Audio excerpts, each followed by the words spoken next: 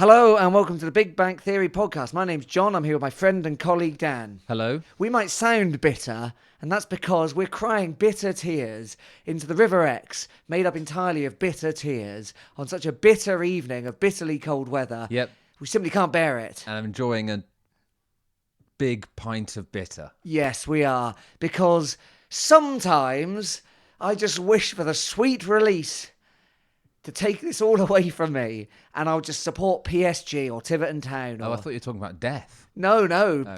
Bigger than that. Right. I'll just change my footballing allegiance. Yeah, well, I mean... 6 points are available. Want. Oh, I might have to, because the pain in my heart is just too great. Yeah, imagine that, where you're annoyed if you haven't won the league by enough points. Yeah. That's basically your biggest concern. You're disappointed that you might not get a trip to Barcelona this year to play football. No, you have to settle for Seville. You're simply gutted that one of your 5 strikers only got 20 goals this year. Yeah. The rest managed to round 30. I can't even imagine what it's like. Who knows? But I'll tell you what this is like. Awful. This is an awful feeling. Yeah. City... Got to take with the rough with the smooth, though, haven't you? When does the smooth come, Dan? Because it is not smooth sailing currently. It's not much. It's like... It's a bit like the High Street in Exeter Go on and then. Sybil Street, where it's all churned up. The roads are all old. They're knackered. There's sinkholes appearing outside Mega Kebab. It's all just like broken up hardcore everywhere you go. Yeah. And then the council have to sort of like resurface a really tiny bit of it because you've got no choice, and that's it. You know, there's That's just the that little bit smooth. when you're cycling in. Yeah. It's just bumping the whole way. You're bumping all the way along, and then you get a little 2 seconds of smooth across the new bit. Yeah. And that's what it's like. That is what it's like. And then you've just had a bit of smooth, and this is good. You walk in this time, and then one of those wretched paving slabs that stores a reservoir of skanky water underneath. You just catch it on the corner, and it blows all that water clean up your trousers. Yep. That happens to me. I reckon out of a year, Yeah. out of 365 days, I reckon that happens to me 300 days. I think you're right. Even when it's been a sunny day, they store crap water under there, just ready to get an unsuspecting person right in the groin. Yep. Yeah. Well, anyway. Anyone would think we'd lost, and we haven't. We haven't lost, but it feels like we've lost. It does a bit, doesn't it? City played, goodness, it was Crewe last night, and it was Crawley at the weekend, and both games we came away with a point, 1-1 in both. It really was 2 entirely different games, but still the same level of bitterness in my heart. Yeah, and exactly the same outcome. Exactly the same outcome. And The only difference being, after the Crawley game, we managed to hold on to kind of like second place, haven't we? Or a very much a very least respectable third. I think we were second even, because Argyle lost, didn't they? And then now we've slipped down to back into the playoff places. So let's talk about it. Crawley Town, Saturday. I mean, it was a honking day. It was absolutely grim. Yeah, really bad. At one point, listeners, Dan turned to me when we were losing 1-0 and said, I don't deserve this. And I couldn't help but sympathise with him. I don't think anyone deserved that. That was when the rain was like blowing like horizontally up into the Big Bank. Yeah, man, it was grim. So Crawley got a goal in the first half, and we did not look good. It was a dreadful half of football. No, lots of mistakes, wasn't there? Moxie lots of misplaced passes. Moxie was all over the place, and I love him, and I love that he came back to play here again. But that makes the words error strewn, like it gives them a bad reputation, because I don't think he did a thing right. I think he did improve later on in the game. Did he? To be fair to him, yeah. But yeah, it wasn't just him. All over the place, we were ropey, weren't we? Oh, we had more rope than a bell tower. Asangana did well on the whole, but yeah, very good. Thank you. But even he was like, misplacing like 2-yard passes and stuff to begin with. Yep. We turned up at the end, didn't we? And last 10 minutes. And actually, could have won it even. Your man Brennan Dickinson, who got the winner. Yeah. No, the equaliser. The equaliser. Sorry, he actually had not too bad a game. I thought he was good. Yeah. I thought, because especially in the first half, he was basically playing an entire patch of mud. Yeah. I like how strong he is. Yeah, he's strong and quick, and he doesn't look like he's either. No. but he is. He's also older than you thought, isn't he? No, Right? Or you thought he was old and someone else thought he was young. Yeah, that's right. That's right, yeah. He's 27, 28, I think. Yeah, he looks good for his age. Well done, Bren. Well done, Brent. And I thought he had an okay game. It ain't saying a lot amongst that crowd. Yeah, and it was a nice goal, wasn't it? Yeah, it was a nice Williams goal. came in through the middle and slipped him in. Lovely ball, Yes. just where he wanted it, and he drove it low across goal into the corner. It was the one moment of quality Uh-huh. amongst, I mean, now I'm struggling to even remember huge details about that match because we had 2 games of just like, ultimately disappointing games. Yeah. And disappointing performances too. Yeah. They were both kind of the other way around from each other, whereas in the Crawley game we started terribly and we improved slightly at the end, and Cheltenham Crew game last night where we kind of got we were all right in the middle somewhere for a bit. I mean, bad at either end. So that was anyway.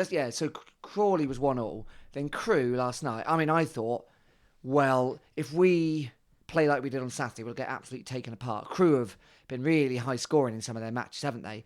But I'll say this: I thought that was one of the best hours of football I've seen at St James Park in a while. I thought we were really good. First half, and then into the second half. We were, and the defence. So we changed a few things, didn't we? There's 3 changes. Yep. So it was Collins came in for Taylor in the middle. Yes. Parks came in for Moxie at the back. Yeah, and Lee Martin for a Josie. And it was a different system. Yes. So it was 4-2-3-1 set up for last night, whereas the Crawley game had been the formation we've been more used to, the 3-5-2 kind of wing back kind of thing. So last night it was more Dickinson at left back, and then Bowman up top and Law, Lee Martin and Randall Williams just behind him, and So we had good. What we did really well. We were very, very solid for an hour defending. Yeah, Martin and Parks looked really good. Great, didn't they? Dealing with everything that came in. And Sweeney was good too. Yeah. Sweeney was good too. Yeah. Lots of running out of defence. Lots of people seeming to be in the right place. Atangana, Collins, Law, Williams, they all seemed to be in the right place. Martin, Lee did lots of running. And Bowman, there was some criticism of him in the Crawley game. But yesterday I thought Bowman, what he did really, really well, which we know he can do, was back to the goal, holding the play up. Did that really well. Also, he's winning all the headers, and that certainly wasn't the case. Crawley actually thought he had one of his worst games for us. Agreed. Couldn't get anything. Couldn't even do that. And I expect that from almost as a minimum for Bowman to be winning those flick-ons and to holding the ball up. Yeah. Because that is his that's what he does. One of his responsibilities, and bringing other players into play. And I really thought last night it was perhaps more the other players' fault that he was trying to get them involved in the game. Yeah. And winning them flick-ons, and they weren't making the most of it. But yeah, he was missing in the Crawley game. Yeah, but the Crew much better, and I thought Dickinson was great again, and I thought some of the crosses he was putting in the first half in particular were excellent. He was playing behind Williams in that first half. It was kind of, I think that Lee Martin's a hard one to play, isn't he? Because I'm not a biggest fan of him, and especially not having him in the starting 11. I do much prefer him as an impact player coming on to unsettle things. Because I think he's just a bit too. I guess he's got a free role, because he's just kind of everywhere. At times, I don't know if maybe it's deliberate that him and Randall Williams are swapping sides to kind of confuse defenders and stop the doubling up on Randall Williams, which now happens every week. But I just think I'm not sure. It looks a bit of a mess to me, and and Martin's end product is. The quality's not quite there, I don't think. As much as he makes a lot of good runs and he gets around a bit and he does try and link up the play, but I just think too many times last night that end product wasn't there. No. And the same goes in a way. Williams didn't have his best game either. His crossing was off. Well, when he was on the left-hand side, particularly second half, his crossing was dreadful, Randall Williams. And I really feel that at 1-0... it kept floating him just into the keeper's hands. We were all over Crew. They didn't really have much going forward, it felt like. No, they had that number 7, that lad number 7 who looked good, didn't he? But... Yeah. but we contained him really well. Yeah, Sweeney actually dealt with him pretty well. Yeah, and then second half, we had 15 minutes of going forward, and we had to kill the game then at that point. We had to. And the crosses were crap. And Martin, the epitome of the whole thing was when Martin got into a really good position on the right-hand side facing the goal of the 6-yard box. Yeah. And he decided to back heel it to no one. Yeah. When Bowman was charging into the middle, and Yeah. you know in those kind of situations, Bowman will just, I mean... Or just still try and pick out Randell, which is what he's trying to do, but don't Don't back heel it. Yeah, an unseen back heel is never going to work, mate. You are not Messi or Ronaldo. So then, and then Bowman Tell would that to have. Ryan Bowman, who had a successful back heel in the first half. He did, that's true. But you know, he was Bowman. What he always does when he's playing well, which I thought he was last night, was he'll just do his absolute best to get in the right places, and he was heading in full force and. Like, he's not the world's greatest finisher, but also he's like basically like a buffalo running at you. Just put it in his path. That would have had every chance of going in. There were a few things like that where I was like, come on, finish this off. Do not mess around. Like, you haven't got all the time in the world. That last night against Crew, that if he'd had a chance on his head like the one he had in the Crawley game. Do you remember the one I'm talking about? First half where he was all on his own.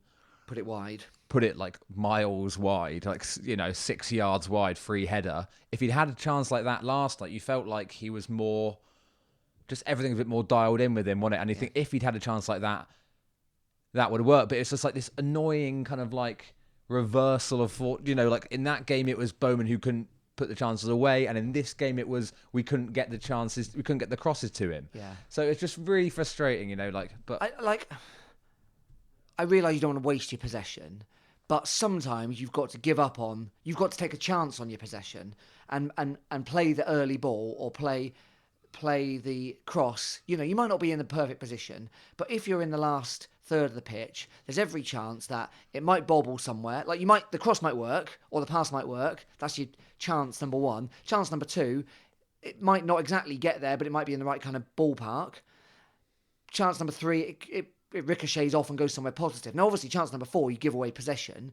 But our defence was so solid, and we've got to trust our defenders. We're not like playing with 9 men and we've just got to hold on to the ball. Yeah, and also you've got Nigel back in there who's like great at winning the ball back in midfield. He did it so many times last night. I agree. And then Martin went off, and I thought that was absolutely right. I thought he'd not been good. Taylor came on, and Taylor's good for an injection of enthusiasm. Yeah, he did well when he came on. He made a few things happen. But there was one substitution when we had half an hour to get the winner. And he only made the one substitution. He only made the one substitution. You got Jaden Richardson on the bench. Quick. We looked tired. We needed energy brought on, and we had options on there. You got Matt J on the bench. Okay, I'm not going to say I know exactly where he fits into that team, unless it's as a direct replacement for Law, which is as we've said many times, obviously how Matt Taylor sees things. I don't know. Might have been worth a go. You got Richardson on there, who we know he made a real difference in the Crawley game when he came on, and we were saying, was it that game when he could just done with a little bit longer? Yeah, it was that game. And so I thought it was strange that we didn't see him. Maybe that doesn't quite fit the system, but I don't see why he couldn't have come on instead of Jake Taylor even. And we're not working. This isn't cricket, right? So in cricket, you don't think, oh, it's just worth a punt just to put some batsmen on as a bowler. This is football where those 10 outfield players or any number of them on the bench can bring something to any position. Like, it's not ideal that Bowman's a centre back or Sweeney's playing up front, but if you've got people that have an attacking sense or a defending sense, sometimes it's just worth mixing it up a bit. Yeah, I also don't think it's not. Yeah, I agree, but it's not like we don't have players to bring on anyway. No. They're there to use another one. Is this the end of the line now for Nicky Jose? Is that it? Because we've got 4 home games left. No, we've got more than that, isn't it? Not 5, many. maybe. Yeah, not many. I mean, we're on the last 10 games of the season. So, in Matt Taylor's post-match interview last night, he basically said the club need to invest in the pitch, and said it's not a playable surface. You can't play passing football with the pitch in that state. And I understand that because it's not looking good, is it? No. But he basically said, that's it now. We have to play long ball football and crosses. We can no longer even attempt to play our way into chances. That's what he said. Yeah. So No, I does heard that him, now mean that Nicky Jose Exeter City, at least at St James's Park, career is over? Because that's what he does. If you're going to stick balls, and I annoyingly, I thought last night there was space in behind for a Jose to play. Like, who knows? Maybe that setup was better or gave us more strength, but I don't know. I don't think Crew were really that good. And I don't think it's just that we changed the system to contain them that was the case. I think they just aren't that good. No, I think we played well, and I think they aren't that good if you can contain them. I mean, I don't know what he's saying about the pitch, and I don't get what he's saying about Jose, because Bobby Charlton, right, or George Best played on, like, absolute ploughed fields. Like, we know that's true. Like, those pitches went to absolute pot in the 7th, you know. Yeah, bold claim to compare Jose to George Best, but I take the point. But whatever, like, it's not yeah. like players didn't just give up because the field's bad. Like, and also the field isn't that bad. Like, it's bad in places, but it does. I don't think it's so bad that it's right. That's it. Route 1 now. Just pump it. Just get it up the Bowman's Head, and we'll see what happens. Like, I felt like last night was in the Crawley game. Sorry, on Saturday, Nicky Jose. What he does is hangs on the shoulder of the defender, looking to get played in behind, or the ball played into feet. He holds it. He plays in one of the wingers or Bowman oncoming. Yeah. That's a job that that's his game. You know, like, he does a few other things as well. He pops up in the right place in the 6-yard box, but that's essentially what he does. We weren't playing that way. There's not once did we look to get him played in behind, but there wasn't much space in behind. But that's why he's there. Last night, there's loads of space in behind because Crew are coming on to us because it's a must-win game for them as well. So I feel sorry for him, Jose, to a certain extent, because, you know, like, it's just people. He gets a lot of criticism, and he's getting more now. You know, you get rid of him. Like, I know people say mental stuff all the time, us included probably, but no, never. But that's the sort of player that he is. You know, that's his game. So I don't know. Yeah, it seems like Taylor. I understand the pressure's really on now. Like, obviously that's what happens. Like, season boils down to a few games. So I just looked. It's 5 more home, 5 more away left. Yeah. But we don't want to be like pulling all our expansiveness and our positive play and just think, well, it's just this way or nothing, because that's not what's got us in this position in the first place, you know, like. No, and as we see last night, earlier on in the season, we might have been capable of going 1-0 up and then holding on to that 1-0. But as the season's gone on, we've shown last night, the Saturday before, and countless times recently that we're going to give away stupid goals. We do switch off, and it's almost always the case that that's what's happened. That's what happened last night. We just gone to sleep for a minute. What's on the whole a solid performance. It's a lapse in concentration, and they're back in the game. Crew had essentially a couple of chances last night, and one of them they scored with. Yeah, and they had no pressure. No, that's right. But I think, and then that's highlighted because we're only scoring 1 goal.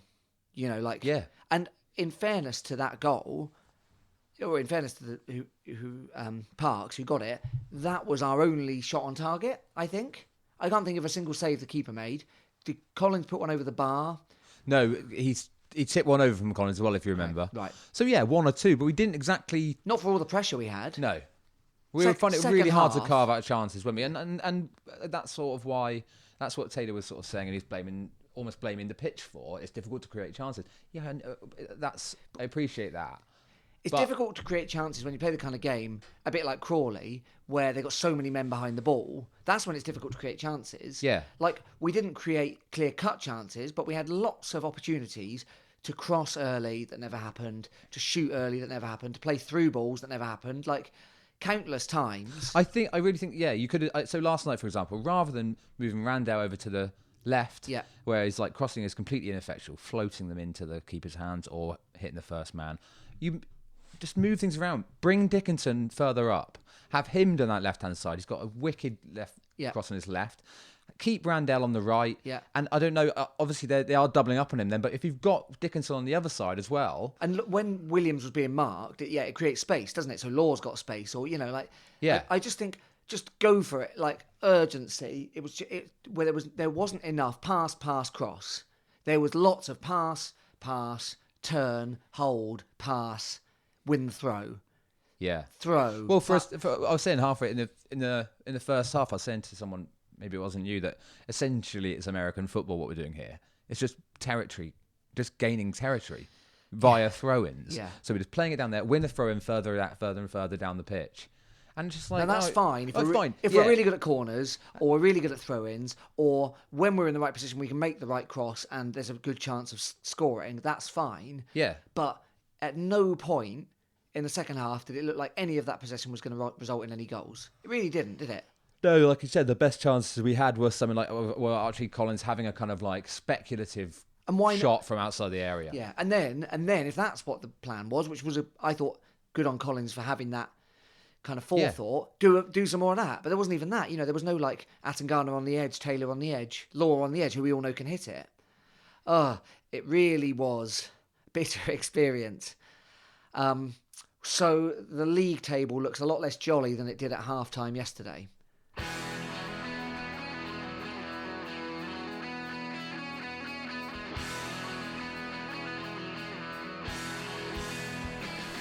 Hi Dan, welcome back. Thank you. So the league table looks like this. Top, Swindon, game in hand, played 35. Second, Crewe, played 36. They got 66 points. Swindon have got 69. Third, Plymouth Argyle, 36 played, 65 points. Fourth, Exeter City, played 36, 65 points. Same as Argyle. Yeah, so they're ahead of us on goal difference, Yes, aren't they? They are. Fifth, Cheltenham, played 35, game in hand over us. Points 63. So if Cheltenham win their game in hand, they go third, Argyle go fourth, we go fifth. Now, obviously, the obvious things to say about that are the upcoming games. We still play Argyle, we still play Cheltenham. In fact, everyone has to play Cheltenham, I think. I think that's right, yeah. We're kind of the informed team. But really gut-wrenching to have, very viable chance of going second.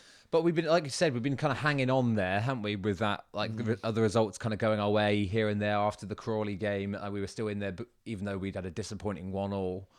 But then you can't hang on to that forever. I think we've got 1 point out of the last 9. Yeah. So, yeah. No, sorry, 2. 2 points. So we've dropped 2 from the last 9. Now, if we'd got those 7 points, we'd be top by 3 points. Yeah. I mean, that's the difference. That's like... Of course. So that's the 2 games we're talking about, plus last week, what happened then? Did we lose or something? We lost to Northampton. We drew with Crawley. We drew with Crewe. Yeah, so they're 3 tough games. Crawley apart, where the one that we really should have won. Yeah. Cheltenham Crewe and Northampton were both always going to be difficult. Yeah. So it's not like we should have got 9 from 9 out of those. No. But we could quite easily had 5 from 9 or 4 at least, and that would have still kept us up there.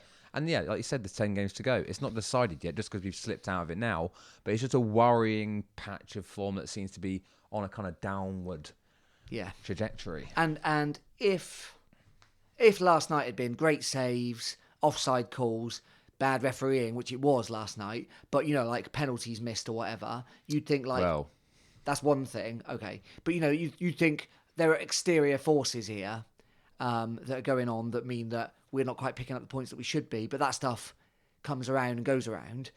Actually, last night, in terms of, not that I do these expected goal things or whatever, there was no way we were going to score any more goals. Like, no one had to make any good saves.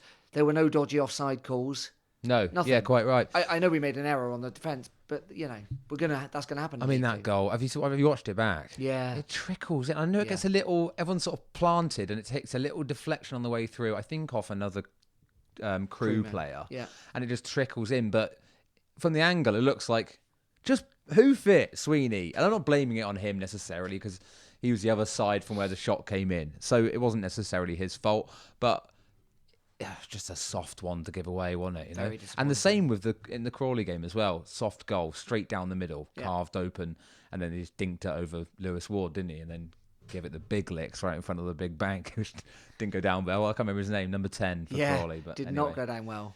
Anyway. But yeah, it's that's my concern. Like, I'm not saying we can't turn it around. I don't currently see signs that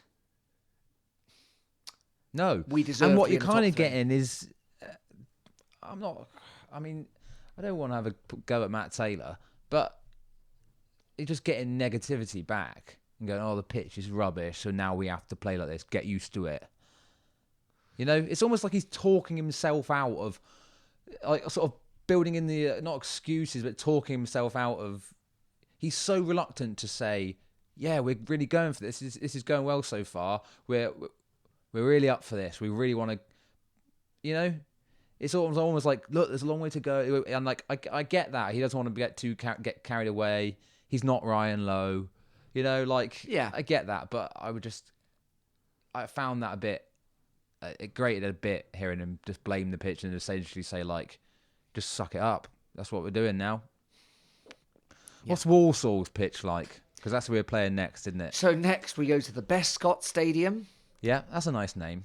It's the one you see on the M5, isn't it, when you're driving up? Yeah. So we'll probably take a good away support because it's pretty accessible. Have they got a lovely smooth surface? I couldn't say for sure.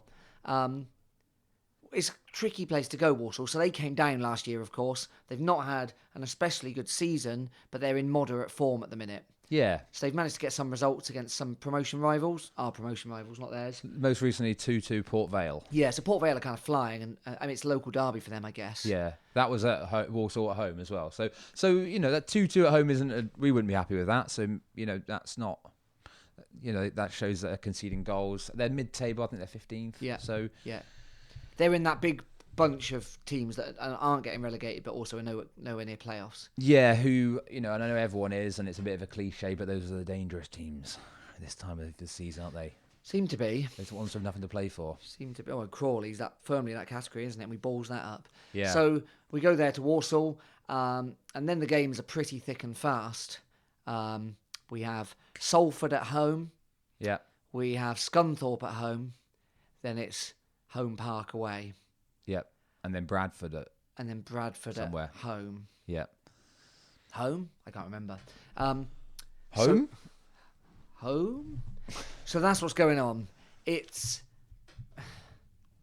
I don't know. I don't know anymore. Slightly testing time, isn't it? But let's put it this way. We're still well up there. We're better off than we were last season. There's lots of positive ways to spin it.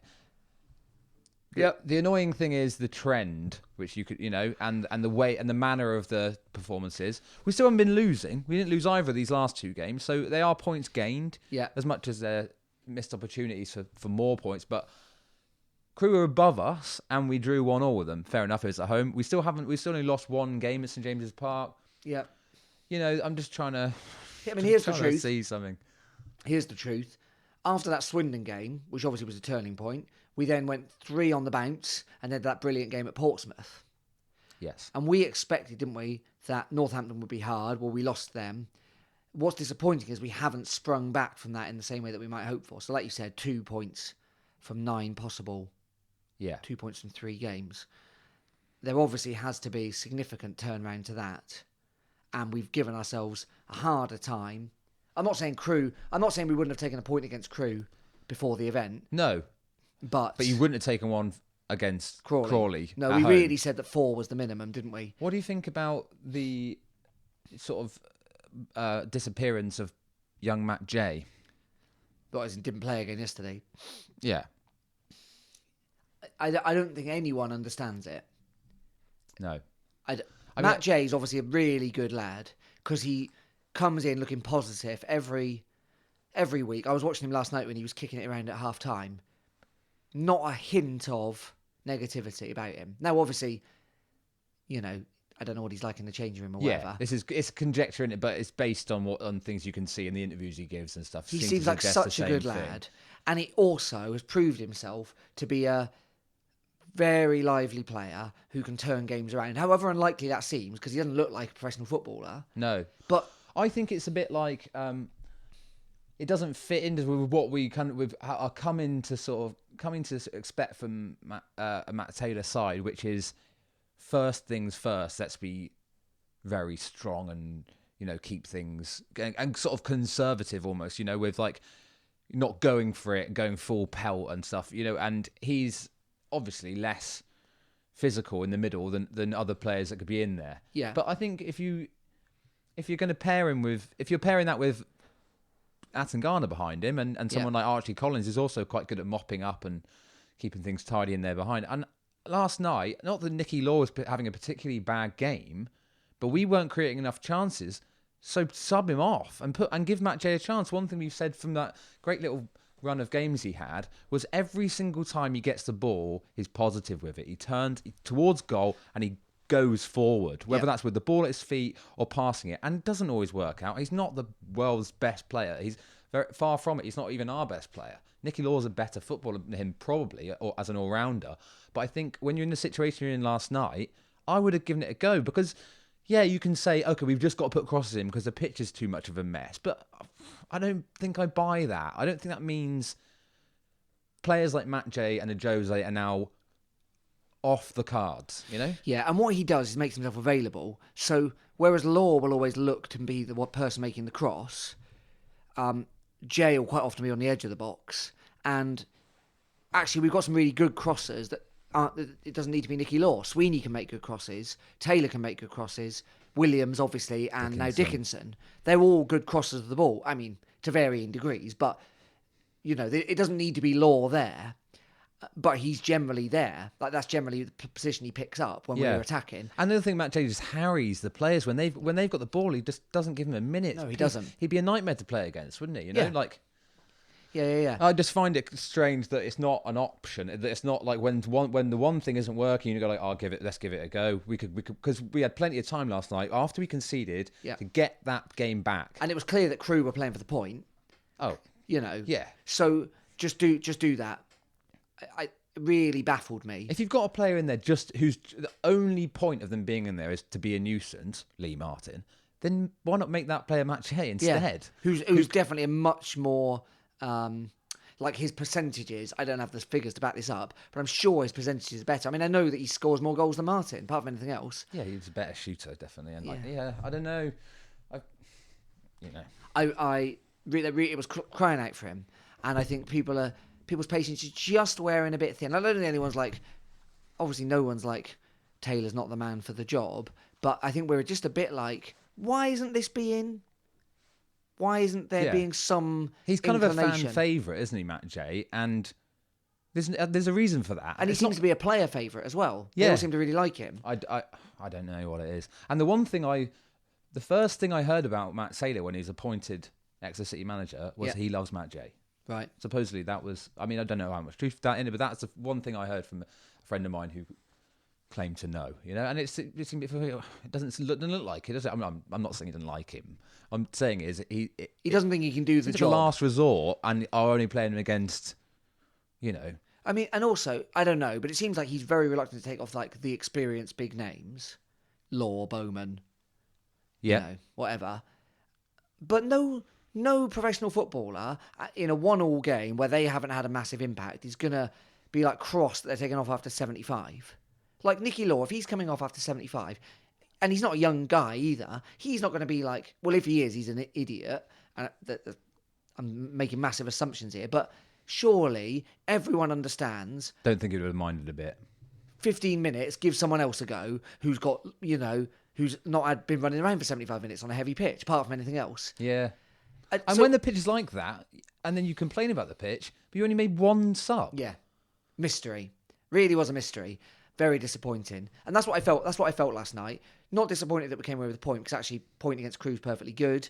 It was that there didn't seem to be the inclination to just... Nah, they were there for the taking, weren't they? Pile the pressure. They were absolutely there for the taking. Yeah. Well, Dan, there we are. I'm going to go outside and walk around on slabs and hope that one of them fires dirty water on my jeans again. Yeah, I'd forgotten all about both these football matches, and I was having quite a nice day, and now I'm all worked up. Sorry. I went home. Honestly, I went home and ate about 4 cream crackers. I was so cross. Really? That's how I like to unwind. Must have How long did it take? Ages. Yeah, There was no 'cause milk it's in the fridge. impossible, and it's Yeah. impossible to eat them. Oh, it's a nightmare. What was I thinking? I'm like, when What someone is the world record? Because it's like a challenge. I bet you can't eat 3 cream crackers in a minute or whatever it is, and it's impossible because they're so dry. Yeah, I don't know. I don't know what the world record is. I know that I didn't set it last night.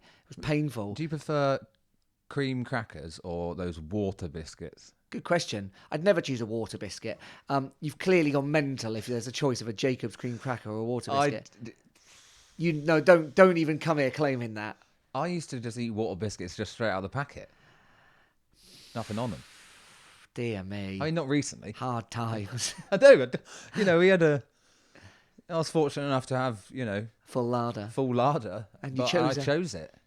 Yeah. Honestly. I just don't know. There's got to be like support groups for that kind of Nowadays, behaviour. I'm not sure. I'm not saying definitely a water biscuit, but I do like them. I do not get why they even exist. No, Water and biscuit. why are they called water biscuits? Don't know. Heavy on the...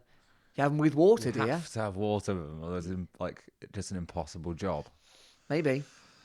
Anyway, Well, anyway, that's good. Let us know if you enjoy a tuck biscuit. My dad used like tuck biscuits. what are those again? They're like kind of got weird cream in the middle, like cream cheese. I know the ones. Yeah, they're weird. And they're They kind of are weird. salty on top. I'd rather have a water biscuit. With, Yeah, I would as well. They are weird. Tuck biscuits, though. If you like one of those, listeners, let us know. Yeah, or Ritz. What's a Ritz? Cracker. A Ritz cracker. Same sort of thing. I Oh, think. yeah, I remember them. They're all good. Ritz cheese biscuits. Yeah, those things. Yeah. You know what the guy's called that invented them? Nope. Ritzy Ritz. Yeah, and he will be. Well done to him. I'm just on this permanent... I'm in like a permanent malaise. Or no, a permanent fog. I can't really think about the rest of my life until that game at Home Park's out the way. Oh, I know. One way or another. Coming up, isn't it? Oh, we're now in the And- right... We're now in the same month. You know what it's right after? No. Mother's Day. Is that good or bad? Bad for the mothers of Plymouth. Don't know. My boss, an Argyle fan, says he won't come in on the next day if we win. So, Yeah, and I would think you would be a very gracious. This isn't sarcasm. Like a winner. Yeah, you know? I wouldn't rub it in too You're not much. going to be. You're not going to be like. It's No. not like probably some workplaces where there's based in Exeter and there's someone from Plymouth working there. They'd get rinsed, but No, I think we'd You'd have be quite nice we'd have an about it, honest conversation about it. Yeah, and you'd probably be quite complimentary. Oh, you had a good go. That Ryan Lowe is not all bad. I would never say that, but I would compliment some of the players or whatever. Say that it was a mystery they ever bought Joel Grant. Anyway, he says he's not coming in, so another reason to win. Yeah, And, and Mother's Day, don't forget. And Mother's Day for all the Exeter mothers. All right, you mothers. It's been good to chat. My name's John. I've been here with my friend and colleague Dan. Cheers. See you soon.